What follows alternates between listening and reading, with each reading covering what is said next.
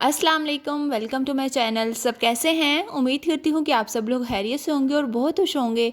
आज मैं आप लोगों के साथ बीफ कौरमा की रेसिपी शेयर कर रही हूँ। ये रेसिपी बहुत ही डिलीशियस सी बनकर तैयार होगी। एकदम दानेदार सा हमारा कौरमा तैयार हो जाएगा। तो रेसिपी का कोई भी पार्ट मिस मत करिएगा, इसको लास्ट तक ज़रूर देखिएगा और साथ ही साथ चैनल पर न्यू है तो इसको सब्सक्राइब करिएगा। तो चलिए रेसिपी स्टार्ट करते हैं। सबसे पहले हमने यहाँ पे एक प्रेशर कुकर ले लिया है। तकरीबन 1 कप हमने इसमें ऑयल ऐड करना है। जैसे ही ऑयल गर्म हो जाएगा, 3 मीडियम साइज़ के हमने प्याज लिए थे, प्याज को काट के इसमें ऐड कर दिया है। तो प्याज को हमने प्यारा सा गोल्डन ब्राउन कलर आने देना है, जब तक हम इसको ब्राउन कर लेते हैं। जैसे ही प्याज प्यारी सी ब्राउन हो जाएगी, उसके बाद हमने प्याज को निकाल लेना है ऑयल में से। अब यहाँ पे अच्छे से प्याज ब्राउन हो चुकी है। चम्मच को चलाते हुए प्याज को ब्राउन करना है। प्याज को हमने बिल्कुल भी जलने नहीं देना। अगर प्याज का कलर प्यारा होगा ना, तो हमारे कौरमे का कलर भी बहुत ही प्यारा होगा। तो गोल्डन गोल्डन ब्राउन सा कलर जो हमारी प्याज का हो जाएगा, इसका मतलब हमारी कौरमे का कलर भी बहुत ही प्यारा सा होगा। अब हमें इसको एक छन्ने में निकाल लेते हैं। तो इसी के साथ आप लोग जल्दी से मेरे चैनल को सब्सक्राइब कर दें, ताकि मेरी हर आने वाली वीडियोस आप तक पहुँचती रहे और इससे मुझे न्यू वीडियोज़ बनाने में काफ़ी मोटिवेशन भी मिलती है।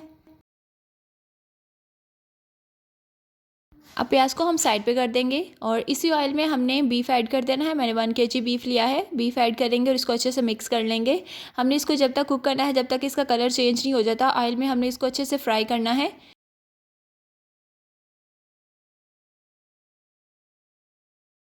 तकरीबन हमने 5 मिनट इसको अच्छे से फ्राई कर लिया है ऑयल में। अब इसमें हम ऐड करेंगे लहसुन अदरक का पेस्ट 2 टेबल स्पून। अब हमने लहसुन अदरक के पेस्ट के साथ इसकी अच्छे से भुनाई करनी है। जल्दी से इसकी भुनाई कर लेते हैं 4 से 5 मिनट के लिए। अब हम इसमें कुछ खड़े मसाले ऐड करेंगे। यहाँ पे तकरीबन 1 टेबल स्पून हमने काली मिर्चें ली हैं साबुत वाली, 1 दालचीनी का टुकड़ा, 2 बड़ी इलायची, 2 हरी इलायची, 3 हमने लौंग लिए हैं और साथ ही हम इसमें 1 टेबल स्पून सफ़ेद ज़ीरा ऐड करेंगे।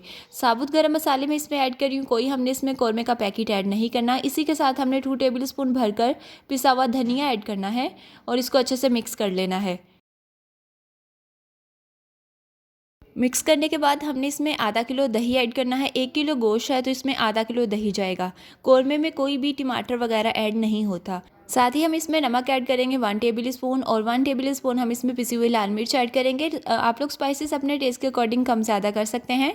बस अब हमने यही चीज़ें फ़िलहाल ऐड करनी है और उसको अच्छे से मिक्स कर लेना है। नमक और पिसी हुई लाल मिर्च ऐड करनी है, पिसा हुआ धनिया ऐड करना है और बाकी हमने साबुत गरम मसाले ऐड करने हैं। अच्छे से इसको मिक्स कर लेंगे। मिक्स करने के बाद इसकी भुनाई करेंगे तकरीबन 4 से 5 मिनट। उसके बाद हमने इसको वेट लगवा देना है, क्योंकि ये बड़ा गोश्त है। इसमें वेट लगवाएंगे तो ये जल्दी ही जो है वो गल जाएगा गोश्त। तो तकरीबन 2 गिलास हम इसमें पानी ऐड करेंगे। पानी ऐड करने के बाद हमने इसको 20 से 25 मिनट का वेट लगवा देना है। उसके बाद मैं आपको चेक करवाऊँगी 25 मिनट के वेट के बाद।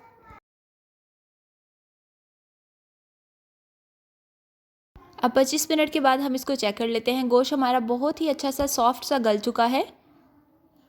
ये देखें, एकदम सॉफ्ट गोश्त हो चुका है। चूल्हा हमने ऑन कर दिया है। फिर से हम इसकी भुनाई करेंगे। गोश्त को हमने पहले भी बहुत भुना था और अब फिर हम इसकी भुनाई करेंगे। अब जो हमने प्याज निकाल कर रखी हुई थी, उसको हमने अच्छे से पीस लिया था। वो प्याज हम इसमें ऐड करेंगे और एकदम दानेदार हमारा कौरमा जो है वो रेडी होगा। अब हमने क्या करना है कि इसकी हल्की आंच पे भुनाई करनी है और इसका ऑयल हमने सेपरेट करना है। ये बहुत इंपॉर्टेंट स्टेप है इसका। ऑयल इसका सेपरेट होना चाहिए, फिर इसकी कौरमे की लुक जो है वो बहुत ही अच्छी आएगी।